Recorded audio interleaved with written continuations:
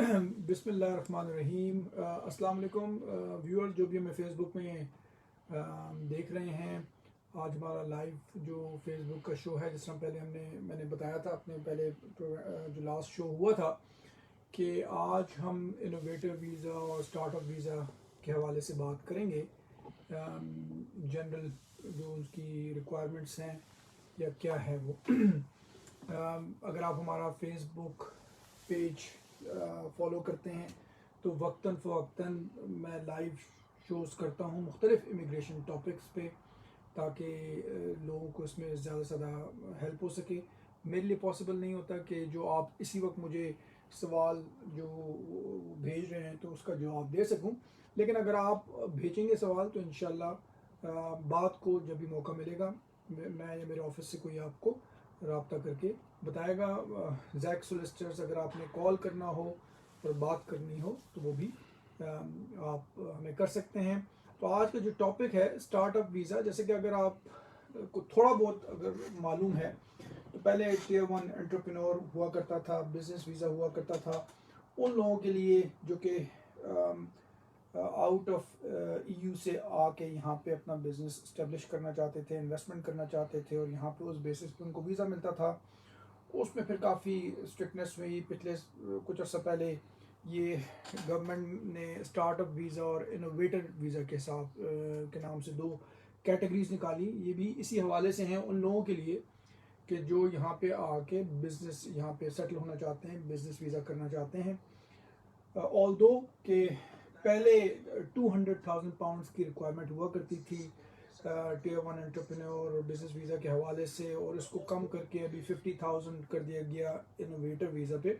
तो लोग ये समझने लगे कि चूँकि फंड्स अब 50,000 है मैक्स, तो बड़ा आसान हो गया है। तो ऑल्दो के फंड्स की रिक्वायरमेंट या इन्वेस्टमेंट की रिक्वायरमेंट तो कम हुई है, लेकिन ये वीज़ा जो है, ये पहले जो वीज़ा होता था उससे इसमें काफ़ी मुश्किल कर दिया गया। सबसे ज़्यादा जो इसमें चेंज आई वो ये कि आपको अगर कोई स्टार्टअप या इनोवेटिव वीज़ा के लिए अप्लाई करता है तो उसको सबसे पहले इंडोर्समेंट लेनी होती है। चंद ऑर्गेनाइजेशंस हैं यूके में जो आपको इंडोर्स करती हैं, आपके आइडिया को इंडोर्स करती हैं।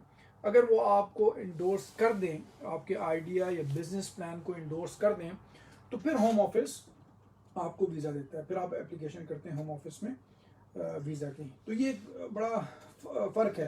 पहले ये होता था कि आप ने ये शो करना था कि जी 2 लाख पाउंड या 200,000 पाउंड्स मैं इन्वेस्ट कर रहा हूँ यहाँ पे, ये मेरा बिजनेस आइडिया, वो सारा आप होम ऑफिस को भेजते थे और होम ऑफिस देखता था कि हाँ जी, अगर इनका पीछे बैकग्राउंड ऐसा है, बिजनेस बैकग्राउंड है, जेन्युइन एक बिजनेस आइडिया है, तो उसको और फंड भी पूरे हैं तो दे दिया करते थे। लेकिन अब वो जो इंडोर्समेंट क्राइटेरिया है वो एक मेजर, जो जिसे कहते हैं हम, एक चेंज है।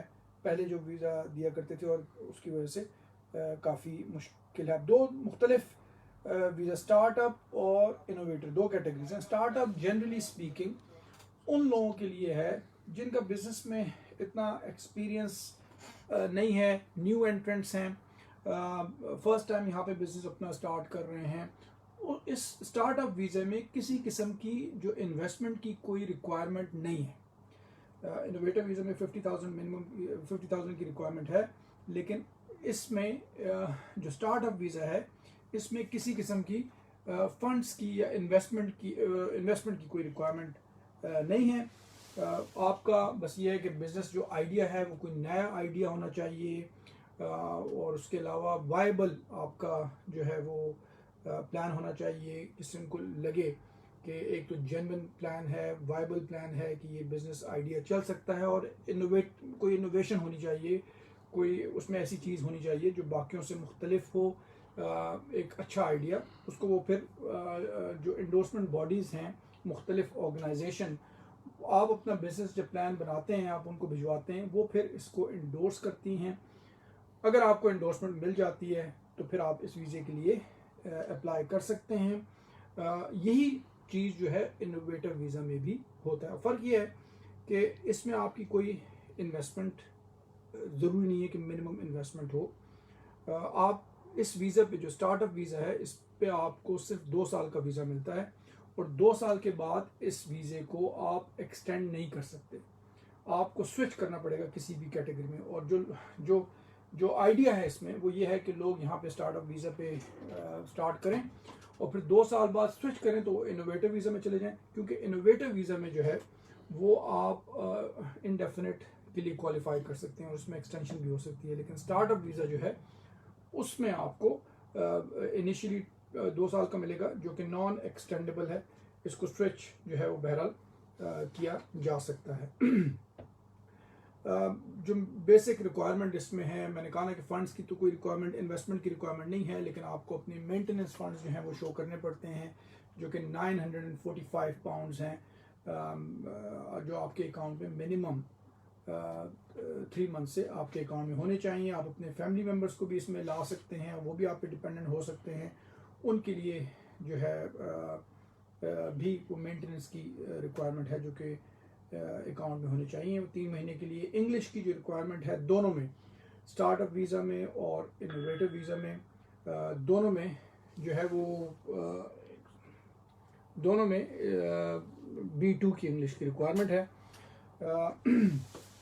बाकी इसके अलावा जो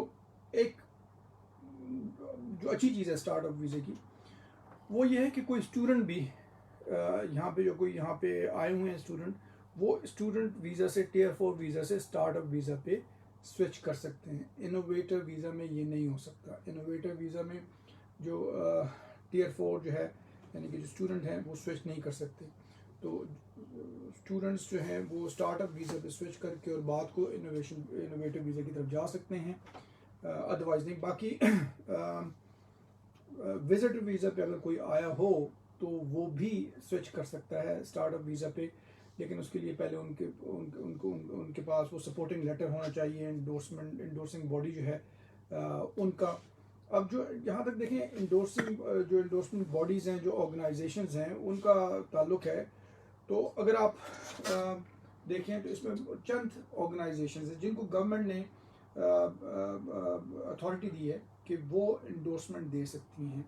उसमें चंद ऑर्गेनाइजेशंस जो हैं वो खाली एक पर्टिकुलर एरिया को डील करती हैं। फॉर एग्जांपल कोई साइंस और रिसर्च को डील करेगा, कोई आईटी के शोबे से एरियाज़ में डील करेंगे एप्लीकेशन, और कोई सारी एप्लीकेशन डील कर सकती हैं।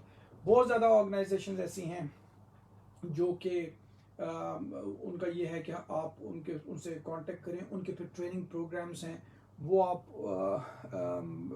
लेंगे, फिर वो आप और साथ ही आपके बिजनेस आइडिया को एक्सप्लोर करके और फिर वो देखेंगे कि उसको इंडोर्समेंट दिया जाए या ना दिया जाए। अक्सर ऑर्गेनाइजेशंस की रिक्वायरमेंट ये है कि आप यहाँ पे रह रहे हों, यहाँ पे रेजिडेंट हों यहाँ पे, तो उस हवाले से वो लोग जो यहाँ पे स्टूडेंट जो यहाँ पे आते हैं वो स्टार्टअप वीज़ा पे स्विच कर सकते हैं इन ऑर्गेनाइजेशंस के थ्रू। चूँकि ऑब्वियसली ये एक फेसबुक का एक शो है अभी थोड़ी देर के लिए, तो उसमें बहुत डिटेल में तो उसमें बात नहीं हो सकती, लेकिन फिर अगर ऑब्वियसली इस हवाले से आपकी कोई क्वेरीज हों किस तरह मजीद, तो फिर आप डायरेक्टली कांटेक्ट कर सकते हैं मुझे फेसबुक के थ्रू। मेरा टेलीफोन नंबर भी है जैक सोलिसिटर्स का हमारा, उस पर भी कांटेक्ट करके मुझसे बात कर सकते हैं।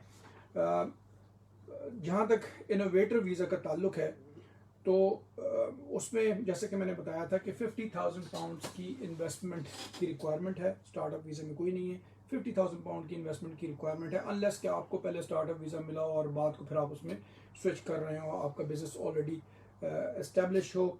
इसमें जो आपको वीज़ा मिलता है इसमें भी जो रिक्वायरमेंट जो मेनली है वो यही है कि आपका आइडिया ऐसा हो, बिजनेस आइडिया कि वो इनोवेटिव हो, कोई नया आइडिया हो जो कि मार्केट की नीड के हिसाब से और उसमें वायबिलिटी हो कि लगे होम ऑफिस को और जो इन्वेस्टमेंट बॉडीज़ के इस ये सस्टेन कर सकते हैं और उसमें आपको इसमें पोटेंशियल है ग्रोथ की।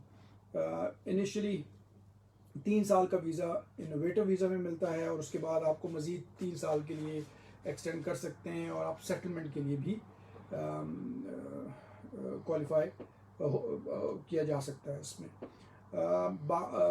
आप जो इसमें भी जो मेंटेनेंस की रिक्वायरमेंट है, फंड्स के अलावा 50,000 पाउंड्स की जो फंड्स हैं उसके अलावा जो मेंटेनेंस की रिक्वायरमेंट है, जो मेन एप्लीकेंट है उसके लिए 945 की मेन एप्लीकेंट की रिक्वायरमेंट है, जो कि 3 महीने से उनके अकाउंट में होनी चाहिए। और डिपेंडेंट्स के लिए मेरे ख्याल में अराउंड 630 के करीब पर डिपेंडेंट रिक्वायरमेंट है।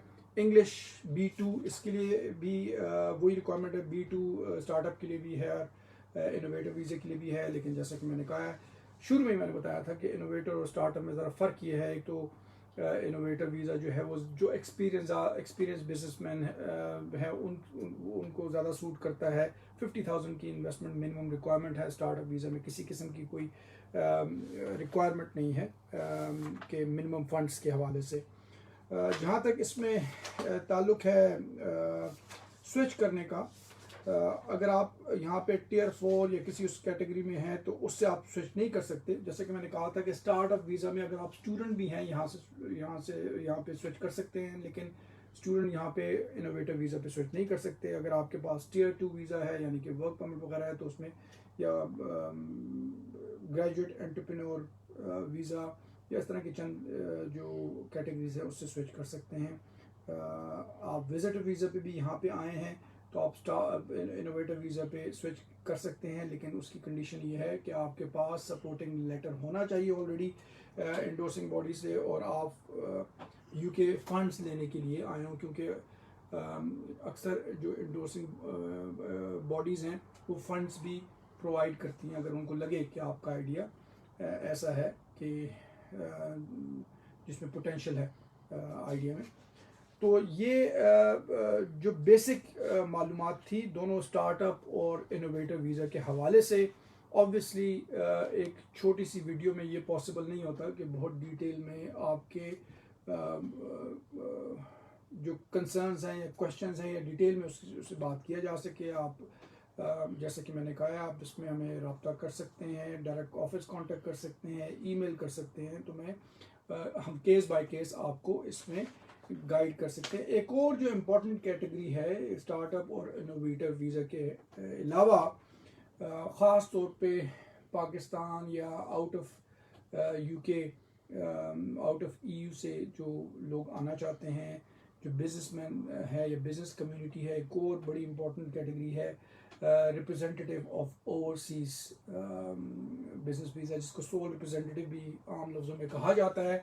कि अगर आपका बिजनेस है अपने मुल्क में और अच्छा खासा उसका टर्नओवर वगैरह है और आप उसका ब्रांच उसकी खोलने चाहते हैं, तो आप उस ब्रांच को लुक आफ्टर करने के लिए अपने जो बिज़नेस के सीनियर किसी आदमी को नॉमिनेट कर सकते हैं और उनको यहाँ पे आप उनको बिज़नेस वीज़ा मिलेगा। इस हवाले से उसमें मेन चीज़ ये है कि जो भी एप्लीकेंट है जो यहाँ पे आ रहा है वो आपका मेजॉरिटी, जो बिज़नेस का मेजॉरिटी शेयर होल्डर उस ना हो और इसमें भी ये है कि आपको 3 साल का इनिशियल वीज़ा मिलता है जो यहाँ पे आते हैं।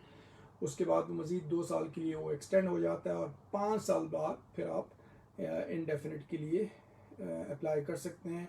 इसमें मेन चीज़ ये है कि आपका जो बिज़नेस है जहाँ पे भी है उसकी पहला ब्रांच ऑफिस हो यहाँ पे, और उसके लिए आप किसी को भेज रहे हैं जिनको यहाँ पे वीज़ा मिलेगा।